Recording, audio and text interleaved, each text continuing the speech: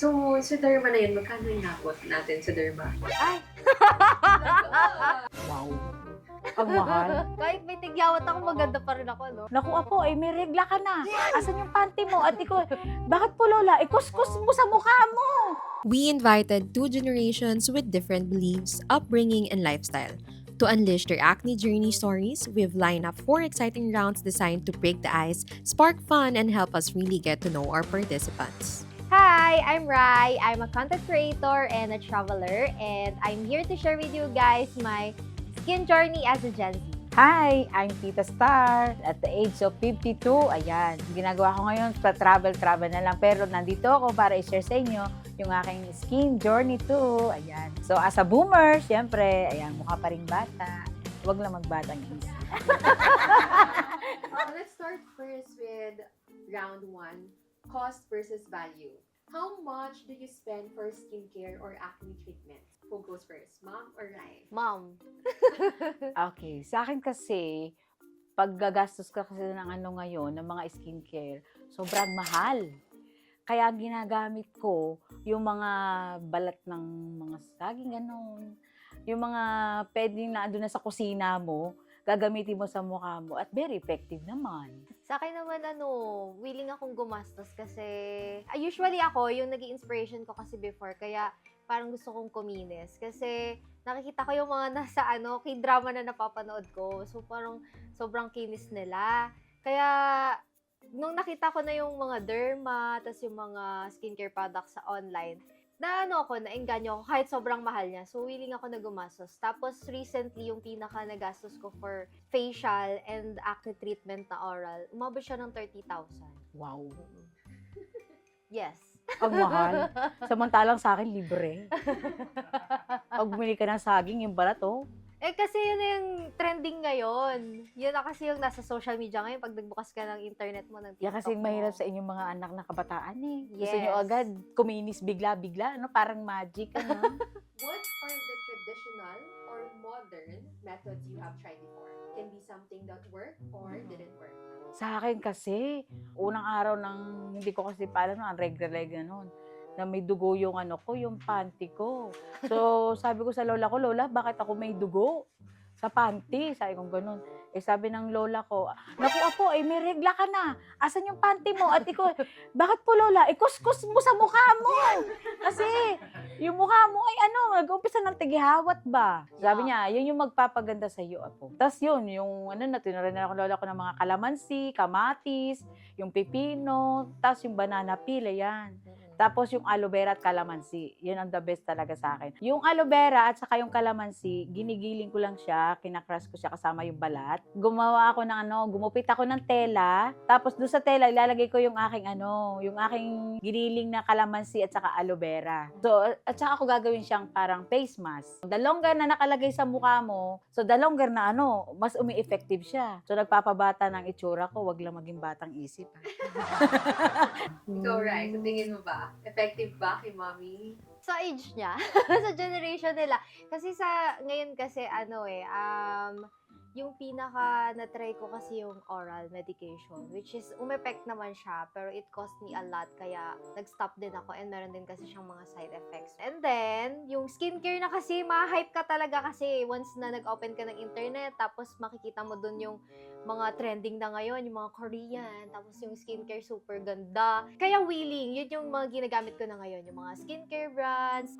Pag lalabas ka na sobrang init na talaga, nagsa-sunscreen na ako, moisturizer, tapos yung mga tretinoin na nirecommend din naman ng derma ko. Yun. Pero magastos lang talaga. Ay, lola ko, pag ayan, pag nasunog ka ng araw, yung honey lang at aloe vera, pagsamahin mo, apo. O para yung mukha mo hindi masyado masunog kasi negra ka na.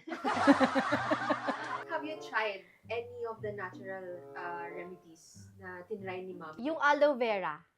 Yes. Kasi last time, pag tumatawag kasi ako sa kanya, kasi nasa Spain ako, tapos ito nasa Pilipinas. Pag tumatawag siya, nakita ko yung mga pimples niya. Sabi ko, anak, ano ba yan? Yan ba talaga pimples o pigsa?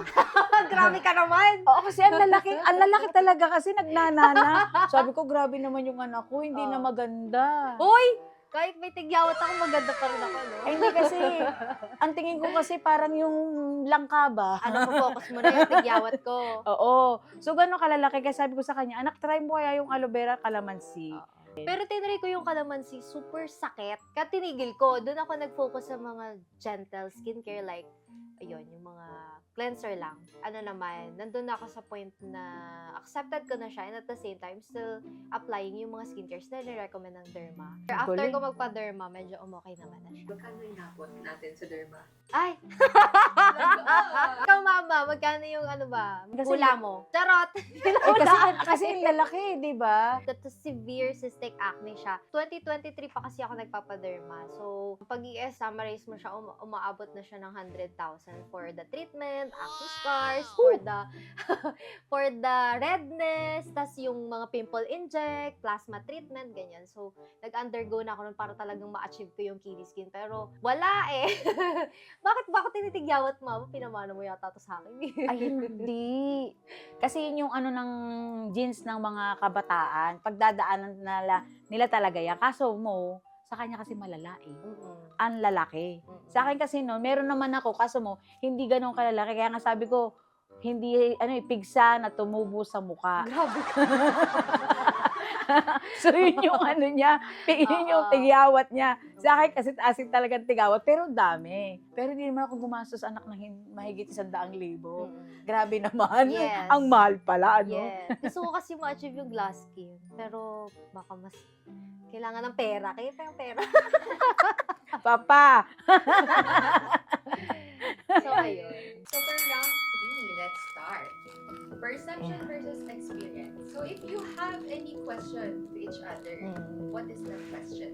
Ano bang tanong mo sa akin? Kasi ako, ang tanong ko dito, bakit pa gustong-gusto niyang wala yung tighawat sa kanyang mukha?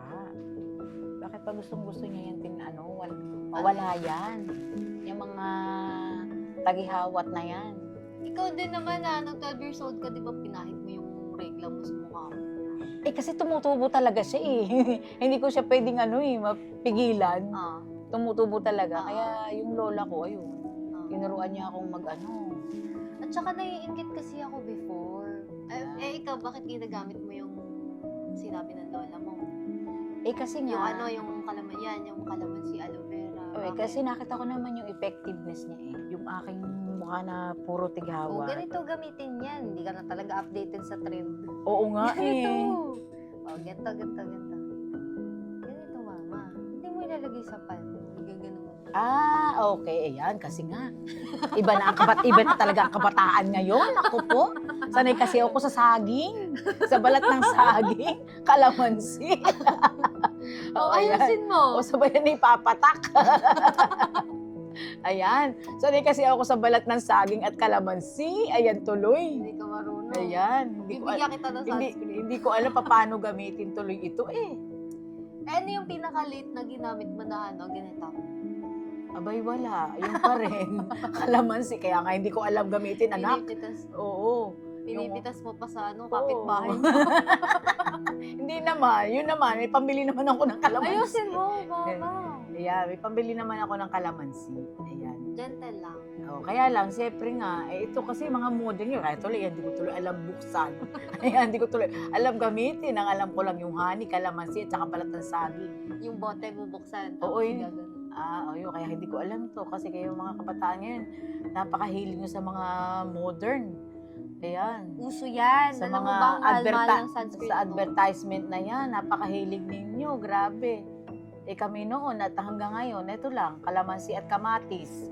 Ayan, cucumber. Pero gusto mo itry yung mga Balat ng ganito. Bibigyan kita kung gusto mo itry. Mga sige sunscreen naman. na ganyan. Pwede naman kung regalo mo, anak. Ikaw bibili. Yan, di ba? Para matry ni mama, di ba? Yung mga kabataan niya, kung ano naman pinagagamit, kung maganda naman, why not? Okay. Di ba? Basta regalo mo, anak, ha? Ikaw bibili. So, ikaw naman, ako naman yung magre-regalo sa'yo. Oh, yes. Skincare gusto mo. Oh, yes. Gusto ko. Try. Siyempre, try. Try everything. So let's move to round 4, our deal breaker. Mm. So, what are your deal breakers for traditional or modern acne care method treatments? Mm-mm. Like, up to what point does a traditional or modern method make sense to the both of you? Right? Ako, yung sunscreen. Yun na talaga yung never na mawawala sa bag ko. Kasi yung sunscreen, parang actually yung sunscreen kasi yun yung base makeup ko din, at the same time skincare ko siya. So, for me, yun na yung never na mawawala sa routine ko. Tapos, moisturizer. Yan, yung mga moisturizer. Tapos, regular check-in sa derma. Yun din yung pinaka gusto ko ngayon. Yung parang, hanggang sa umokay yung skin ko, yung balat ko, siguro tsaka ako titigil sa pagpapaderma. Pero yung sunscreen and moisturizer, that's my go-to, and never ko siyang aalisin sa routine ko because having a sensitive skin is super hard. Kaya kailangan ma-fix yung skin barrier ko. Kaya yung go-to ko talaga is sunscreen and moisturizer. Yung sa akin naman, kasi dahil nga maganda yun naman yung effect sa akin, at the age of 51, di ba? 52. 52 pala ka. Birthday lang kaya nakalimutan na eh. So, at the age of 52, syempre, continuous pa rin yung paggamit ko ng kalamansi, ng balat ng saging, at saka yung aloe vera. Tapos, may mix ng honey. So, yun yung continuous na gagawin. Tapos, more on water talaga. Yes, water. More on water. Kasi maganda ka talaga ang tubig sa katawan. Pero ito, ma'am, ayaw niyo po ba mag-try ng mga water acne or skincare natin? Siguro depende sa ng skincare kung pwede ko siyang itry. Kasi yung anak ko sensitive kasi to, kaya nga depende kasi sa product din na ginagamit. So yung sa akin, maybe I'll try sa balat ko kasi maitim nga ako, so medyo pumusyaw. So yun. Si Rai naman, magka-try ka ba? Yung honey, yun yung willing kong itry. Honey. Kasi siya eh. Yung honey with soft, aloe vera. Nakaka-soft Oo. siya. Tsaka Aloe vera. aloe vera. Yun, yung gusto kong i-try. Aloe vera. Yay, so we're done. Thank you so much. Yeah, thank you so much also, Miss Gazette. Super na-enjoy namin ng mother ko yung ganitong klaseng interview. So, thank you so much. And if you wanna know more, follow yung journey ko with my acnes and all treatments and kung ano-ano pa, please do follow my account. It's Rai Garcia. And please do follow Miss Gazette PH. Thank you. Thank you, Miss Gazette, for this nice and great opportunity. Bye!